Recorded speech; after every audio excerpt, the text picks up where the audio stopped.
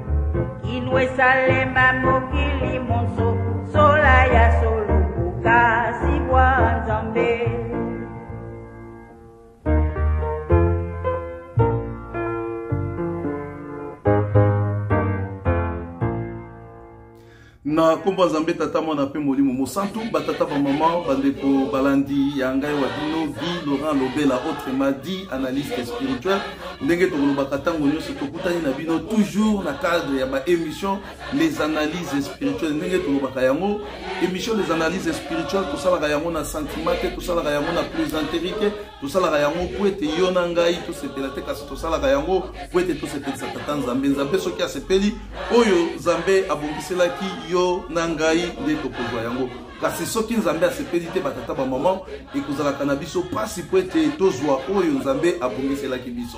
raison pour laquelle biso tomipesa na koyekola ba maloba ya ba papa parce que na kati ya maloba ya ba papa nde baposa na bango ebombami na kati banzembo na biso pe mikanda ya lingomba ezali bisika biye biso bakimbongiste to biso ba analyste spirituel to découvraka ba volonté ya mokonzi abule tata Simoki Mbangu Kiangani ou bien ba volonté ya banvoi la misa yango batata ba maman tokosenga na bino boyekola katango nyoso ndenge biso tozali koyekola banzembo mikanda ya lingomba pe maloba ya mokonzi abule tata Simoki Mbangu Kiangani parce que ekopesa bino plus la inspiration koleka parfois mateya oyo tokozwaka na kati ya lingomba epai ya banganga Nzambe na biso parce que na kati ya maloba ya mokonzi abule na kati ya mikanda ya lingomba pe na kati ya banzembo na biso ezali na basekret ebele oyo Nzambe abongiselaka biso oyo Nzambe apesaka biso e biso nyonso tozali na badon ndenge moko te mokonzi abule tango alobaka ezalaka facilité po ete to comprendre volonté ya mokonzi abule na kati ya maloba na ye c'est-à-dire tango ozali kodemere na kati ya bonzambe na kati ya spiritualité na kati ya koyekola katango nyonso maloba ya mokonzi abule mikanda ya lingomba pe maloba oyo ebombami na kati ya bazembo na biso nde Nzambe akofungola yo mayele ya kokomprendre kosala émission lelo batata ba maman tokosenga na bino bolanda biso na bokeli nyonso toutika toutai kosala émission oyo tozali kolobela toujours comment protéger la doctrine kimbangiste toutai kosala émission ya mama Balenda parce que tosalaki ba recherche tozwaki mwa tango ya kosala ba recherche otala ba video na ye oyoka ye alobini na kati ya ba video wana asali nini makambo nini oyo mama na biso mama Balenda azali kosala na kati na ba video na ye oyo ezali kotuka kondima ya bakimbongiste ebele. Alors cette fois-ci toye ko étudier maloba na ye na ba video oyo ye autaki kosala mikolo mileki to analyser yango nde bomoni tozongeli bino lisusu plus vite possible pour effectuer émission mosusu émission touti kosala pour na mama Balenda eza na nzela bokozwa yango kala minute et oyo ezali deuxième émission oyo tozali kosala lisusu mpona mama Balenda parce que tozali na musala ya kobongola bapakano bakoma bandimi, tozali na musala ya koteya bayeba uti na milangwa, bayeba uti na banzela ya soloka, bayeba uti na bisika ya ndenge na ndenge biso baye tozwaki formation na kati na Lingomba. Nous avons la responsabilité ya koteya bato wana makasi, koteya bango vraiment makasi. Yango bomoni avec Mama Francisca Balenda tokobanda kozwa ye malembe par rapport ya ba émission kaka oyo ye moko azali kosalaka. Cette fois-ci tokotie la bino émission oyo Mama Francisca Balenda sala tokozwa kaka parti ya muke oyo ko permettre biso to décortiquer sujet na biso ya mokolo mwalelo oyo tozali kolobela yango lere nyonso tozonga na doctrine na biso, comment protéger la doctrine kimbangiste. Tolanda nano vidéo oyo ya Mama Francisca Balenda mayeye alobi yango epesa biso mayele, mayeye alobi yango ezali ko orienter biso ko yeba esika nini mama na biso auti, et mayeye alobi yango eko permettre biso to yeba pe nini esengeli na biso to apprendre ou bien to lakisa na mama na biso. Régie très rapidement balancer les biso séquence ya émission ya Mama Francisca Balenda oyo ye moko azali ko yebisa biso auti wa azalaki nani azalaki kosala nini et ko permettre biso to yeba ndenge ya kotela ye parce que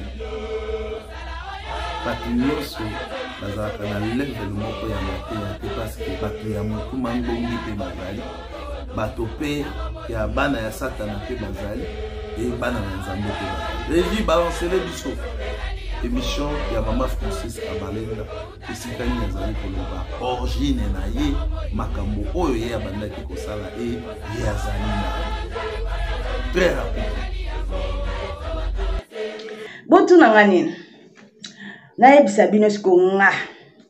bomoni nga Francisca Balenda nga penza te bomona nga boy na uti pe na musika mo ba vi bomona ba wana ku bomona o bomona video bomoni wana na omela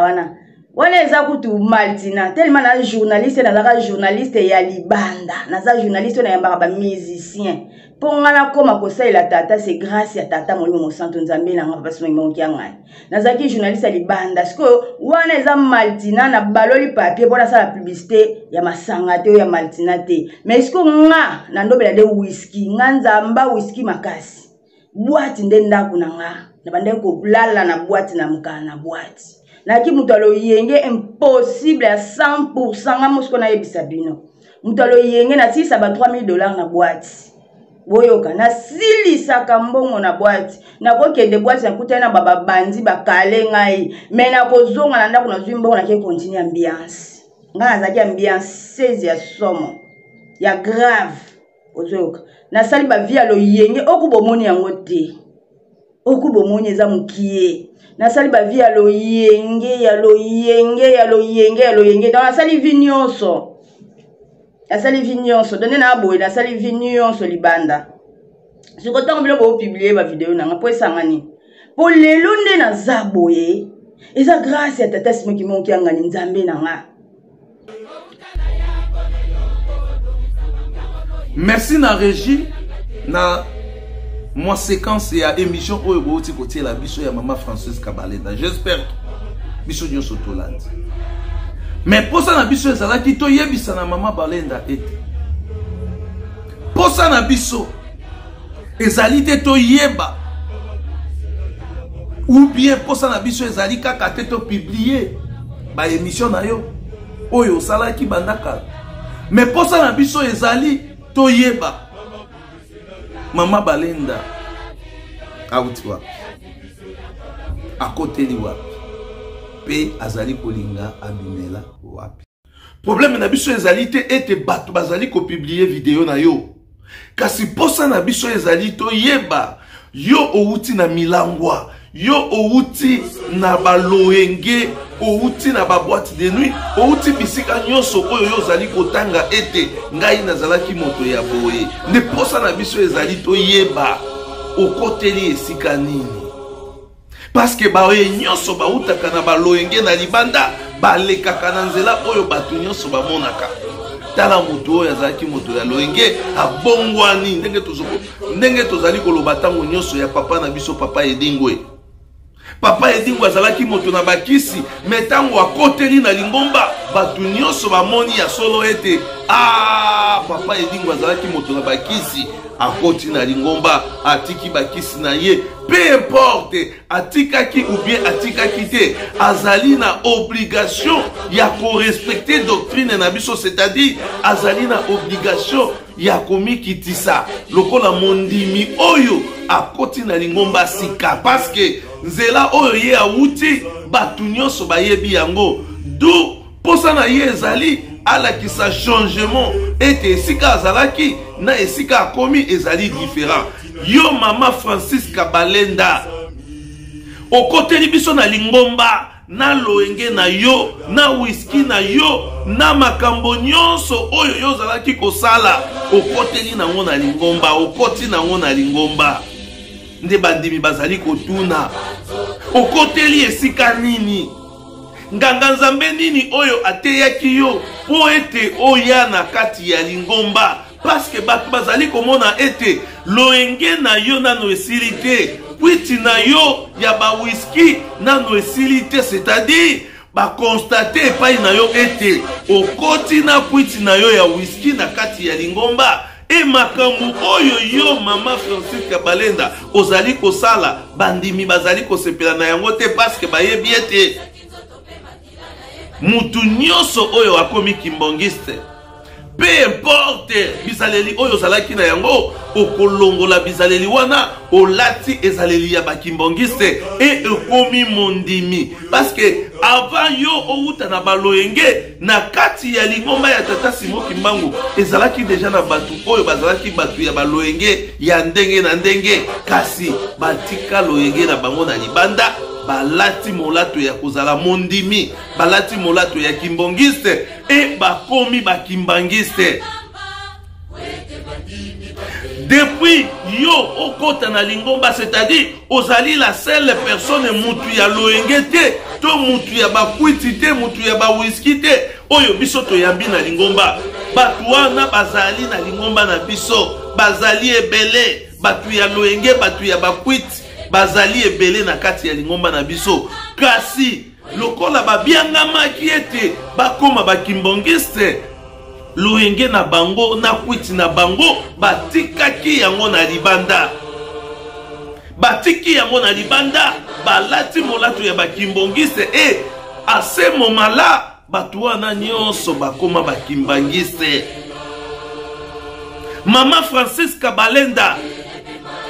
okoteli biso na bakwiti nyonso na kati ya Lingomba pona nini? Est-ce que na bakwiti oyo yo okoti nango na Lingomba oyebaki te ete biso bandimi tozalaka na limite? Yo lokola obangaka te oyaka mobimba tango okoti na bakwiti na yo na kati ya Lingomba. Est-ce que mama Francis Kabalenda oyebaki te ete bakimbangiste bazalaka bato ya komikitisa? Oyebaki te ete bakimbangiste bazalaka bato ya luzitu? Oyebaki te ete bakimbangiste bazalaka bato ya komikitisa, c'est-à-dire bato ya kotosa mibeko bolingo pe misala? Oyebaki te? Nani akotisaki yo? Et puis bakotiseli yo na nzela nini? Bakotiseli yo na nzela nini mama Francis Kabalenda? Nzela nini oyo bakotiseli yo na kati ya Lingomba oyo ezali kosala ete oyeba na komanke même la personne ya maman Marie Mouilou? Oyeba na komanke même la personne ya maman Marie Mouilou oyo azali la seule grande sœur ya mokonzi ya Boule tata Simon Kimbangu Kiangani sur le plan ya Bonzoto, la seule grande sœur ya mokonzi ya Boule tata Simon Kimbangu Kiangani oyo azali pe lisusu conseiller direct ya mokonzi ya Boule tata Simon Kimbangu Kiangani oyo azali kosala mosala ya kolendisa bana ya tata Simon Kimbangu na mboka ya Kinshasa pe bisika nyonso oyo ye azali kotambola parce que mokonzi ya bule en soi azali na grande responsabilité ya kokamba lingomba oyo e esengi na baye bazali ba conseiller direct na ye bapesa ye maboko lokola papa lokola conseiller direct papa Zako azali kopesa mokonzi ya bule maboko sur le plan administratif.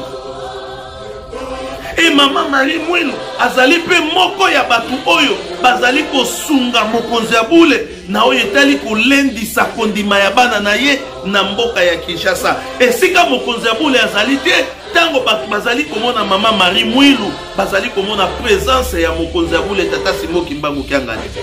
Est-ce que oyebi a combien maman Marie Mwilu azali kosanda azali kolendisa milimo ya bana ya tata Simon Kimbangu Kiangani? Est-ce que vous savez à combien maman Marie Mwilu à chaque fois zali koleka na ba paroisse tango batu bazali komona ye bazali kotala ba grandeur ya komi kitisa bazali kotala ba grandeur oyo tata Fumalongo azalaki nango bazali komona ya solo ete maman Mwilu azali ya solo mama ya bolingo azali ya solo na mutema ya ba maman. Est-ce qu'il y a combien plus forte raison mutema oyo mama Mwilu azali na yango? Est-ce que mama Balenda mutema oyo mama Mwilu azali na yango oyo bandi nyonso bazali komona ete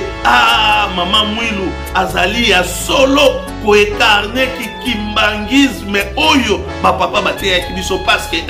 azali moto oyo alobaka mingi pamba te et soki azali koloba maloba na ye ezali toujours cadré na idéologie ya kimbongisme oyo papa batikelaki biso ya koloba ete azali kolendisa mitema ya bana ya tata Simon Kimbangu. Et na mateya na ye ozali komona ba potentialité oyo papa bateyaki biso, c'est-à-dire ozali komona ya solo ete mama oyo azali moko ya bana ya papa oyo bayekolaki vraiment likambo oyo ya tata Simon Kimbangu na ndenge ya bokebi. Tango azali koloba na kati ya église ozali kosentir que il a la maîtrise ya doctrine na biso. Et grâce nini oyo biso bandimi tozali kosala ye parce que il est né dans la famille. Et lelo oyo maman Mwilu Marie azali la seule conseillère ya mokonzi ya bule tata Simon Kimbangu oyo a respectaki ba code spirituel oyo ba papa basikaki. Soki otali na maloba ya maman Mwilu Marie okomona ya solo ete maman Mwilu Marie azali koloba makambo oyo ezali na nzela, maman Mwilu Marie azali koloba makambo oyo ezali kobala na doctrine na biso. Azali mutu ya kuwelela te, azali mutu ya ba conflit te, azali mais okoteli na nzela nini sur base kolingisi batata ba mama parce que makambo oyo ya solo ezali kosala passe sur base ya quelle doctrine ou bien enseignement oyo yo ozwi oyo tokoki koloba ete mama na biso mama Balenda azwi enseignement moko accéléré oyo a comprendre makambo nyonso ya lingomba mbala moko et lelo akomi na mpifo pouvoir ya kotia lisapi epai ya mama Mwilu Marie oyo azali koincarne ba potentialité ya lingomba ebele oyo azali koincarne kinkulu na biso bakimbongiste. La seule, je dis bien, la seule conseillère directe ya mokonzi ya bule tata Simon Kimbangu oyo azali kopesa ye maboko na mboka ya Kinshasa à ce qui concerne l'évangélisation parce que tango azali kozwa maloba azali koteya bandimi baza koseleki. Mama Francisca Balenda toyebi ete yo obangaka te, toyebi ete ozalaki moto ya bakwiti,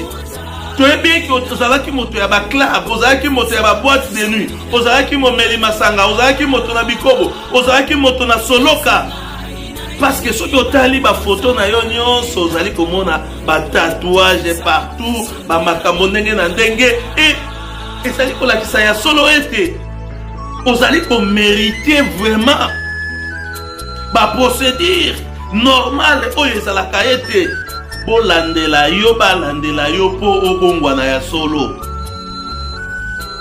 Parce que oyo ezali na kati na yo ezali kaka na monoko te kasi ezali na makila.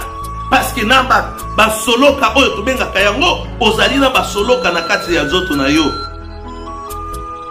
Yango biso tozali toujours ko interpeller na bambuta ete bambuta ba yeba yango ete autoroute oyo bango ba tracer na kati ya Lingomba ya koloba ete meme bameli masanga bozali kozwa bango bokotisi bango na kati ya Lingomba lolenge bokotiseli bango na kati ya Lingomba bopesi bango accès ya kokoma na niveau ya koloba kama makambo oyo ezali ya Lingomba. Biso soki tozali koloba parce que nous avons la maîtrise ya doctrine na biso, nous avons la maîtrise ya idéologie na biso, nous avons la maîtrise ya éthique kimbo principe et méthode ya Lingomba na biso, nous avons la maîtrise. Tango mama Balenda zali komela masanga biso tozali kokota ba soirée. Tango mama Balenda Francisca Balenda azali kosala kindumba biso tozali kokota ba soirée ba église ya tongo tozali kosala ba beko tozali kokende ba lutendele tozali kokende ba plateau de bateke tozali kosala mosala ya tata Simon Kimbangu na kati ya sacrifice. Mama Balenda tango azali komela masanga tango mama Balenda azali kosala kindumba biso tozali kokota ba soirée kotubela kosenga na bolimbisi koyekola liturgie koyekola doctrine koyekola principe et méthode koyekola lolenge ya biso bandini kosala ba différence pratique ya koyeba kotosa mibeko bolingo misala. Tango mama Francisca Balenda azali komela masanga biso tozali kolanda mokonzi abula azali koloba tozali kokoma tozali kosala pe ba analyse ya koyeba profondeur ya makambo oyo mokonzi abula azali koloba sur le plan spirituel. Tango mama Francisca Balenda azali komela masanga batata ba mama biso tozali koyekola Lingomba tozali koyekola makambo ya Lingomba na biso. Et avec différence il y a une année mama Francisca Balenda bokotiseli ye wapi auteli wapi sur base ya quel principe et méthode sur base ya quelle idéologie kimbongise sur base ya quelle oyo tubenga kayango kinkulu na biso mama Francisca Balenda na écart ya inane na écart ya inane ou bien inane de limite mama Francisca Balenda abanda kolobela makambo ya Lingomba et azala expert na kati ya famille sainte pona koyeba ete oyo azali kosala mabe oyo azali kosala mala oyo azali kosala mabe et jusqu'à ce que akomi na pifo nguya ya kotiaka ba conseiller direct ya mokonzi abule tata Simon Kimbangu misabi bandeko ya mokonzi abule tata Simon Kimbangu ya makila oyo bakenda na 26 akomi na pifo courage ya kotia bango misabi sur base ya quelle éducation. Est-ce que biso nyonso tozali obligé ya s'acharner contre bandeko ya mokonzi ya bule tata Simon Kimbangu kiangani ba oyo ba respecter doctrine na biso te oyo ba kei na 26? Est-ce que biso nyonso bandimi bo autoriser biso ete to s'acharner contre bango ou bien to banda tango nyonso kotanga ka bakombo na bango kobundisa ka bango na éducation kimbangiste? Est-ce que na éducation kimbangiste ya solo bambuta pour permettre biso et biso nyonso ba kimbangiste na éducation ya Lingomba to s'acharner contre bana ya papa diangenda bana ya papa qui solokele oyo bakenda 26? Est-ce que éducation oyo bino ozali kopesa biso yango wana? Parce que lelo soki ngai papa Giloro nazali kosala likambo et que likambo wana bino bambuta bozali komona ete likambo oyo esengeli te na éducation na biso kimbongisme même ata bato bakenda mokoto te. Est-ce que ngai papa Guy Laurent na éducation kimbongiste nakoki s'acharner contre bandeko ya protestant, nakoki s'acharner contre bandeko ya catholique, nakoki s'acharner contre bandeko ya mangomba mususu? C'est-à-dire ceux qui nazali kolobela likambo ya ba catholique ba protestant ou bien bandeko na biso oyo bakenda 26, il faut na sala moi parallélisme moko boye oyo kopesa moi sens na likambo ya koloba ete voilà biso nyonso ezala biso ba etokenda 26 ezala biso ba etozali na catholique ezala biso ba etozali na protestant lingomba ekoti ya kimia lingomba ekoti ya kimia na mokili ezali lingomba ya tata Simon Kimbangu siège na yango ezali na Nkamba mokonzi oyo azali kotambwisa yango ezali tata Simon Kimbangu kiangana tala lolenge tokoki kolobela makambo mosusu pona kopesa sens pona kofaire comprendre pe bato mokili oyo bazali kotala biso bayeba ya solo ete nous sommes en train de parler sur les choses oyo ezali correct oyo pe ezali idéal oyo pe ezali constructif oyo ezali makambo oyo ekoloba te voilà bato oyo bakimbangiste bakoti na makambo soit ya polémique ya koloba ete koswanaka lere nyonso kotangaka bamabe ya bato lere nyonso kosalaka makambo lere nyonso kolobaka makambo nous avons la doctrine kimbangiste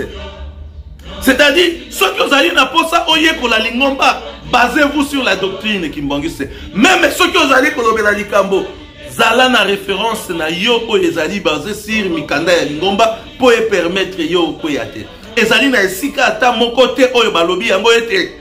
soki ozali kosala likambo ya tata Simon Kimbangu mutu asali makambo na ye ya mutakala yo ozwi makambo wana oye nango kotia yango na chaîne na yo tandis que oyebi ete biso bakimbangise totalaka makambo ya mutakala te tango yo ozwi makambo ya mutakala oye nango na réseaux sociaux ozali koteya yango c'est-à-dire bandimi oyo bazali kolanda biso bazali komona mutakala okwei na se ya mobeko la doctrine kimbangiste c'est-à-dire la doctrine kimbangiste en soi ezali likambo ya kozwa yango lokola makambo oyo ozali kosala yango na se ya kwiti ya whisky te la doctrine kimbangiste ezali makambo ya kosala yango lokola mutu azali kosala likambo na se ya kwiti ya whisky te ou bien mutu azali kosala likambo na loyenge te doctrine kimbangiste ezali makambo basalaka yango a respecta ba principe mosusu tango balobi ete un kimbangiste azali na droit ya kotelemela bakonzi ya mboka te c'est la doctrine nous sommes obligés ya korespecte yango tozali na bato ebele na kati na lingomba na biso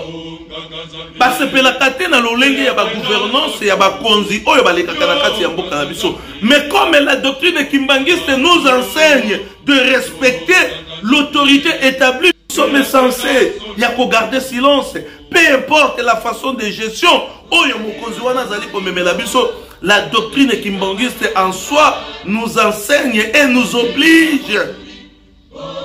de respecter les autorités de l'État. Tango balobi biso ba kimbangiste tokotaka ba hotel ete tokotaka na babar ete toyokaka muziki ya nini te totalaka ba film to makambo ya insanité te tosalaka yango te mais maman na biso azali kozanga pidere ya kimbongisme azali kozanga na luzitu ya kimbongisme quel essence ya autoroute na kati ya lingomba oyo zali kozwa meme na sens interdit oyo balobaka yango one way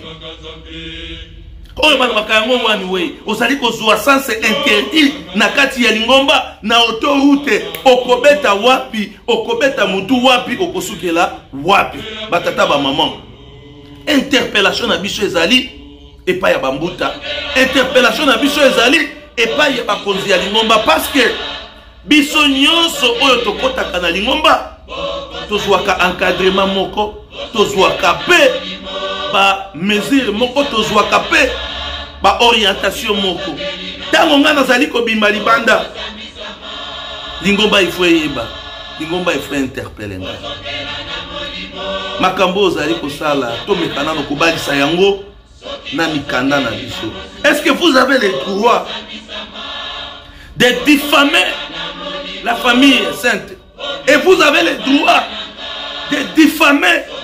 le collaborateur direct Yamokozaboule? Est-ce que vous avez le droit de diffamer le frère de chef spirituel du sang? Vous avez le droit. Pour base, il y a intérêt. sur base ya intérêt nini? Est-ce que na lingomba na biso bato bazali kote ya yo bazali koyebisa yo ete soki ofingi bandeko ya chef spirituel, soki ofingi bandeko ya chef spirituel oyo basala choix na bango bakenda 26 bazali koyebisa yo ke soki ofingi bango nde bokonzi ya likolo ezali ya kofongwama mpona yo? Ozali kosala musala na kwiti ya ba whisky oyo yo utaki komela na libanda, basoloka oyo yo kataki na banzoloko oyo kataki nanu esili te parce que ezali na makila. Yango mokonzi ya bule tata Simon Kimbangu Kiangani ezali koloba tango nyonso ete totei batu balingi koyoka na bango te, pamba te mingi kati na bango bazali na banzoloko oyo bakataki ya satana oyo ezali ko permettre bango te baliye badeliye base délié na monyololo oyo bango basinyaki na satana.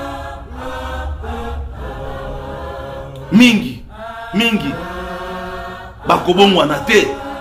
parce que makambo na bango ezali lié na makila, makambo na bango ezali lié na makila. Yo koti kimbangiste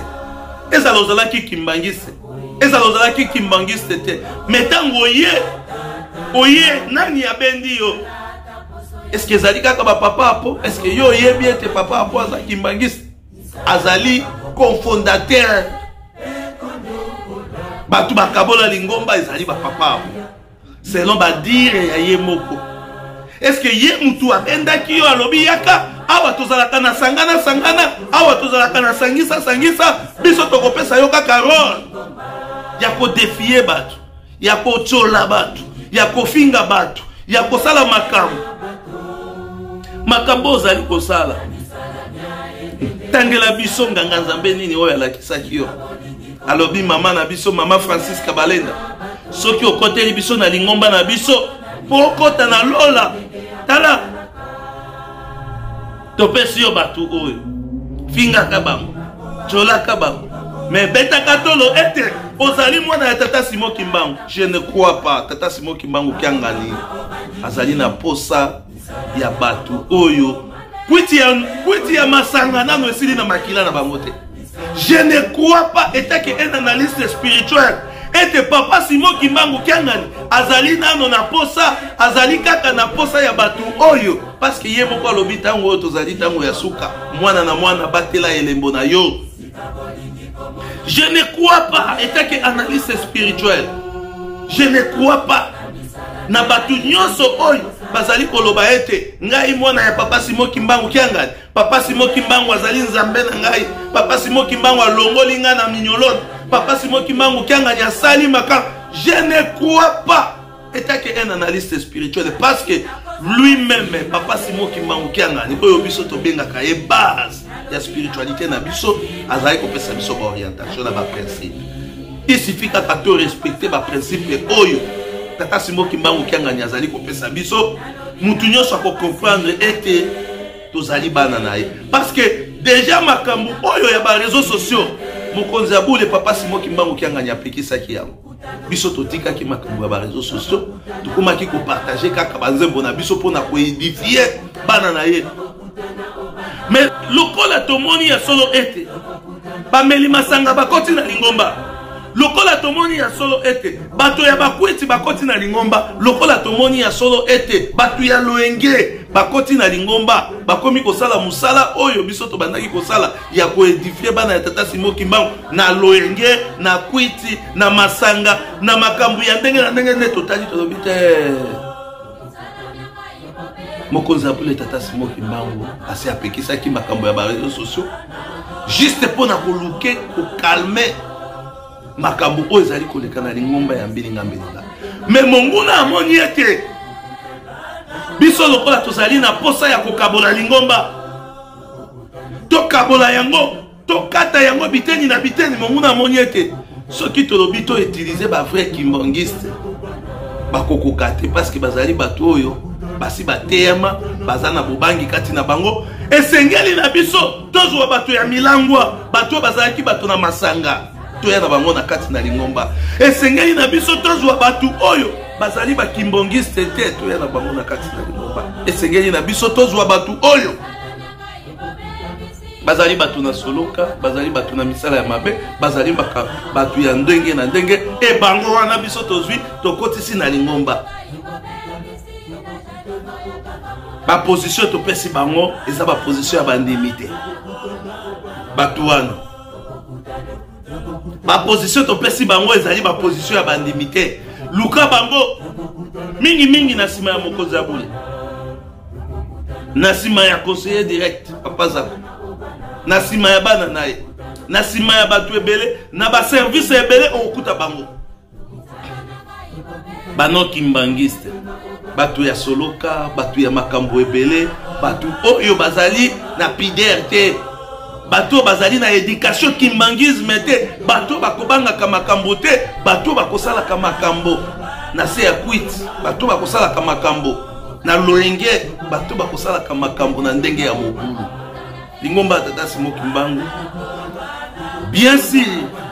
esangisi batu ya ndenge na ndenge bakacher lokola ndeko na biso edingwe tozwi information ete ndeko na biso edingwe auti kotika biso depuis na Maroc. Si cette information ezali correcte toza ko souhaiter ba condoléances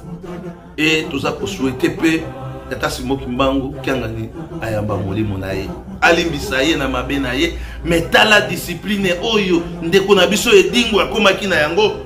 même bazali ko tuna ba question pa ba journaliste ozali ko mona ete edingwe azali ko sala ndenge nyonso ya koluka kolata attitude ya ba kimbangiste même makambo azalaki nango ezalaki ya makila esilaki nano malamu te mais il cherchait quand même à tout prix à s'adapter na idéologie kimbangiste parce que Kimbangi et papa na biso edingwe a salaki procédure ya kokula pour ete akoma kimbangiste. C'est-à-dire toza na bakachere na kati ya Lingomba na biso oyo toyebi bandeko na biso misusu oyo toyebi bazalaka bakachere bakimbangiste ba tout ça mais ceux qui bazali na Lingomba bazalaka na moi éducation ya bakimbangiste parce que molato oyo ya kimbongisme ba papa ba yebisa ki biso ete soki to utaki na bino na likolo te awa na se ekozala passe ozala kimbangiste. C'est-à-dire ba kimbangiste en soi ba yebani na comportement ba yebani na éducation ba yebani na bezaleli na bango ndenge tolobaki papa Simon Kimbangu kiangani akoki anoke jamais kopesa droit kopesa raison epai ya batu nyonso o bazali kotuka kofinga bandeko na ye o bakenda na 26 parce que tango bozali kosala yango bozali kofinga bandeko wana te mais bozali nde kofingisa papa Simon Kimbangu kiangani. Il faut koyeba yango na kati na Lingomba na biso tozali na oto bengaka yango coutume. C'est-à-dire na coutume na biso imaginez-vous que yaya ozana baleki ebele et que ba individu o bazali na famille na binote bazali ko boma bazali ko tuka bazali ko tchola bandeko na yo ya makila na coutume na biso bozali nde kofingisa papa Simon Kimbangu kiangani. Mokili ezali komona mama balenda te mokili ezali komona tala Simon Kimbangu kiangani apesi laisser aller epa ya bandeko na ye epa ya bana na ye babanda kofinga bandeko na ye na coutume ezali condamnable. C'est-à-dire ba oyo nyonso bazali kobesa tolo ngai mwana ya papa Simon Kimbangu na sima ya kobeta tolo mwana ya papa Simon Kimbangu s'acharner contre bandeko ya papa Simon Kimbangu ya makila. Même na l'état même mokili même na coutume ba condamner yo ba condamner papa Simon Kimbangu kianga. C'est-à-dire biso ba kimbangise o tozali na droit nous avons l'obligation ya ko devoir ba toi na respect ya lolenge na bango etaki bandeko ya papa Simon Kimbangu kiangani na ndenge ya makila et à ce qui concerne foi na bango tozali obligé ya kopesa bango kimia ba demeurer na foi na bango. À ce qui concerne ba démarche na bango oyo bango bazali kosala nde sika tolingaki toloba na bango na biso na ba papa na biso oyo tozali na bango il faut toyeba parce que lorsque nous sommes en train de mener des démarches il faut toyeba ba collaborateur nini oyo tokoki ko travailler na bango en fonction que démarche oyo tozali ko sala to réussir na yango. Mais lorsque vous allez ko sala ba démarche na bino, vous allez ko sala ba démarche na bino na ba Jomak na ba papa na biso Kuvubaka, vous allez ko sala ba démarche ya réconciliation, vous allez ko sala yango na ba Kuvubaka. Vous allez ko sala ba démarche ya réconciliation, vous allez ko sala na yango, vous allez ko sala yango na ba papa na biso Jomak. C'est-à-dire tango bosali bozui information botindeli Jomak. Et Jomak tango akozo yango, Kuvubaka tango akozo yango, aleki akomi ko tukande konabino. Et biso pe na 3 tango tozali ko sala ba démarche ya koluka ndenge nini tokoti ya kimia na mokili parce que utaki na monoko mokonza bule tata simoki mbango kiangani. Alobi posa na ngai ezali ete tozongisa lingomba esika ba papa batika ki yango. Posa ya mokonza bule tango tozali ko sala démarche wana. Tozali ko sala yango na ba papa apo na ba papa na ba tozali ko sala yango na ba papa apo na ba Francis Kabalenda. Tozali ko sala démarche yango zali ko mona tango nyoso mokonza bule azali ko loba posa na ngai ezali lingomba ezonga esika ba papa batika ki yango e bandeko na ngai wana basala nini bazonga yango zali ko mona ba papa apo o tozali ko accompagner bango na démarche wana bango pe bazali ko leka bazali ko loba bakozonga to bakozonga to bakozonga to. C'est-à-dire tozali ko bunda biso na biso. C'est comme si une institution lokola église kimbongise ezali ko yeba ko orienter ba volonté ya mokonza bule te, ezali ko yeba ko orienter ba kambo oyo biso tozali na yango posa te. Et ba victime bazali bandimi dans tous les plans. Na côté nyoso ba victime bazali bandimi. Total la passe ko bandimi bazali komona. Ya kotonga lingomba. Ya ba sacrifice. Kulala na ba veille, kulala na ba beko. Makambo ya ndenge na ndenge. Mais sika biso tokomi ezala mokonza bula azali ko pesa biso ba avertissement ya koyebisa biso ete tokomi na moment moko difficile. Mwana na mwana abatela ile bonne. Parce que esika oyo tokomi ezali esika ya pasi. Yango omoni mikolo lekaki mokonza bula tata simoki mbango kianganya ebisaki biso ete etikali moke bato ebele bakopaka tamba. Naki mona meso na laiswa bolingini. Papa simoki mbango asalaki ba déclaration ebele oyo ezali kolakisa biso ya solo ete tokomi na ba zone de turbulence. Mais na kati ya ba zone de turbulence, oui effectivement tozali na bangulu na kati ya lingomba, mais bato babokolaka bangulu pe basalaka. Na kati ya esika oyo babokolaka bangulu, bato oyo bazalaka pona bangulu bazali, bato oyo pe bazalaka pona bampate bazali. Bao bazali pona bampate, boy épargner biso mo. Boy épargner biso na bangulu. Bao bazali pona bana ya bampate, bana na pante, boy épargner biso na bangulu. Lingomba oyo touti na ngo musika. Ba papa ba moneli yango pasi. Touti na lingomba oyo musika. Ba papa ba moneli yango pasi. Ndenge tozali koloba. Ba responsabilité ebele na kati na lingomba. Tango tozali kotala yango na miso ya bonzambe, bato bazali kosala yango, tozali komona ete effectivement bazali bakimbangi sete. Tango tozali koloba bazali bakimbangi sete, ezali par rapport ya origine, par rapport ya doctrine, par rapport ya éthique, par rapport ya lingomba ndenge etambolaka. Bato ebele bazali bakimbangi sete. Et puis tozali bapayate toyebi ya solo ete mingi bakota na lingomba oyo bazwa ba responsabilité ebele kasi bazali bakimbangi sete. Imaginez-vous lingomba ya tata simoki mbango après 100 ans jusqu'à maintenant tozali na maîtrise ya koyeba banani tokoki kopesa bango responsabilité na kati na lingomba te. Et tout le monde peut infiltrer l'église. Église ya monene lokola église kimbongiste. On peut infiltrer ça. Na ba mama lokola ba balenda, na batu lokola ba balenda, auti na milangwa, auti na kwiti, auti na masanga, auti na makambu ya ndenge na ndenge, infiltrer l'église. jusqu'à ce que a commis un niveau ya kotia lisape pa ya conseiller direct maman Mouilo oyo batu nyonso ba mona gaye lokola référence batu nyonso ba mona gaye lokola tokokiko bango c'est comme si l'incarnation ya maman Mouilo ko bazali ko benga ye mama ya bolingo mama ya motema mama la femme de référence batu nyonso ba mona gaye ndengo wana. Mais un infiltré, un individu, aoutina bakuiti ya masanga, akoti na ngona kati ya lingomba, nous n'avons pas la maîtrise ou bien l'expérience ya ko maîtriser batu ya bakuiti na lingomba na biso, c'est dangereux. Tozo zanga maîtrise ya ko maîtriser batu oyo bauti na loenge na libanda bakoti na lingomba, tozo zanga maîtrise ya ko maîtriser bango. Et lelo papa Apo, il s'invente d'être parmi les cofondateurs ya batu bakabola lingomba. Mais lelo toza ko pesa papa pour le même accès ya koluka comment encore diviser l'église. Et puis tozali wana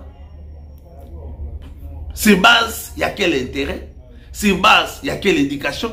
base ya quelle doctrine, sur base ya coutume nini ou bien doctrine nini batata ba mama. Kolimbisa biso émission na biso amukumo lelo tosukisi awa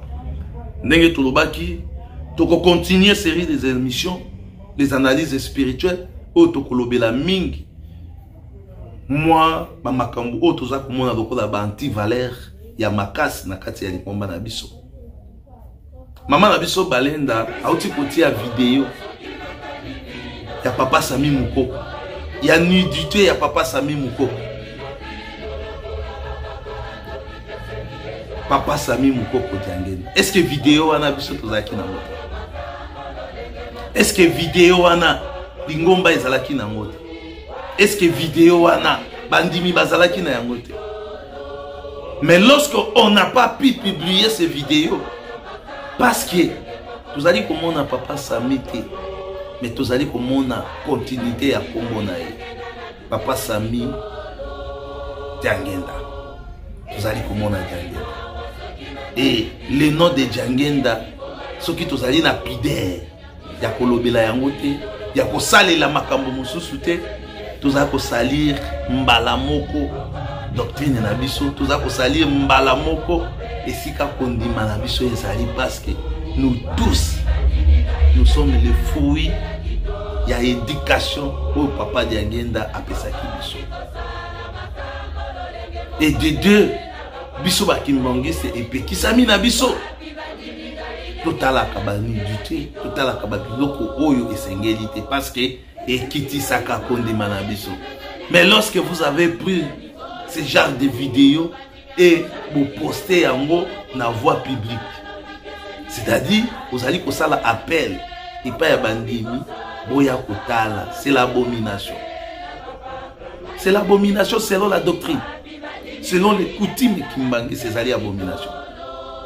Bambuta, t'as la biso, bamakambo pesa ko le kanakati na limomba. T'as la pebiso, batu oyo, bazali na kati na limomba. Parce que ba courage mususu ezaka ba courage ya bakwiti.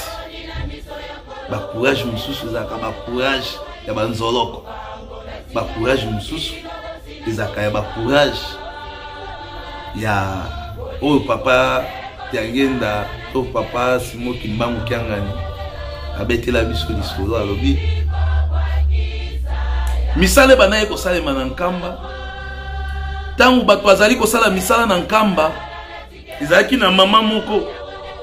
azalaki ko sala musala makasi bato balembi me mama wana azali ka ko sala musala papa atali alobi esaleli oyo te esaleli oyo eza yango te. C'est-à-dire courage oyo mama oyo azali na yango oyo azali kosalela musala te. Papa bengi ya mama tika papa natosali te tika o sali déjà écoqué papa afuta ye ayebisi ete tika parce que akonstataki ete courage wana ezalaki courage oyo biso bandimi tozalaka na yango te. Ekomaki courage moko boye selon l'esprit diabolique. Biso bandimi ya Kasavu pe toyebi na paroisse na biso ya Kasavu e bana ozala na mama moko boyepe ya bana ya tongo na église parfois kutu bato bando kanisa alala kawana tongo na église asi ayaki yo wana zokombola tout ça soirée akoma ka mutu aliboso akoma ki deja kala zokombola bino bokei atikali lisusu bato batala un jour bayaka kokanga pe mama na biso wana na centre dake bafandi na centre bayebi donc tongo wana abandaka koya wana ezalaki tongo ya kouta ndako te ya ye tongo azalaki na misala na ye ya mabe tango pe tongo etani atikali pe kaka kokontinue wana. C'est-à-dire ba courage mosusu ya ba mama na biso lokola ba balenda il faut totala ka yango na miso ya bonzambe tango ozali komona mutu azali ko briller ba étape akoti autoroute akomi ko toucher na ba conseillère direct ya mokonzi abule bandeko ya mokonzi abule 10 et ba collaborateur direct ya mokonzi abule Sapider. Est-ce que ils ont sous les cambouis à côté même à lobby que ngana zali mwana ya tata Simo Kimba ngai tata Simo Kimba ngangani nde atinda kangai apesa kangai ba révélation. Est-ce que ceux qui biso nyonso bandimi to lobby to zo ba révélation lokola ba révélation ya mama Balenda courage oya ba quit ba courage oya masanga ba courage oya whisky ba courage oya banzoloko. Il faut que banayamo na kati na lingomba parce que un jour le même courage ekoki kotuka nzambe na biso tata Simo Kimbango kianga beto soki na bino awa patata ba mama très prochainement na ba émission oyo tokolandisa na kombo tata mwana pe tata molimo ça za kinga wa bino Guy Laurent Lobela autrement dit analyste spirituel continuité ya ba vidéo oyo tokosala ya papa Apo ya mama Francisca Balenda kokozwa yango kaka na Africa 21 TV esika nini to publier ka analyse spirituelle na biso pe ba mateya oyo tokosala ka pona kolendisa mitema ya bana ya tata Simo Kimba. Merci et très prochainement.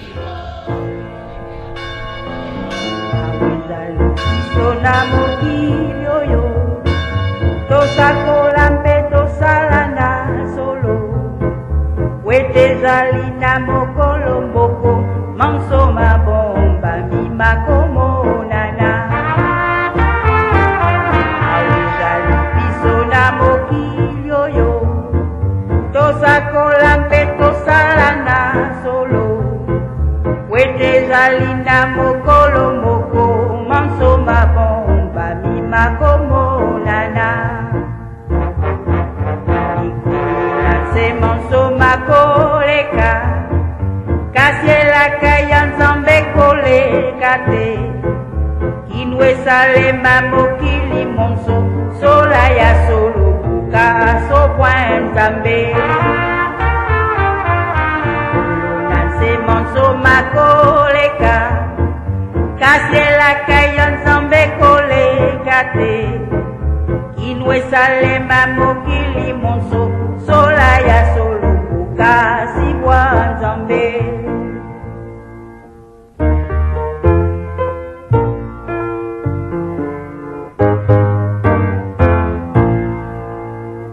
na tongo ya Noa tokanisa bandimi Sodoma Gomora tokanisa bandimi lelo ekomeli biso tomoni pamba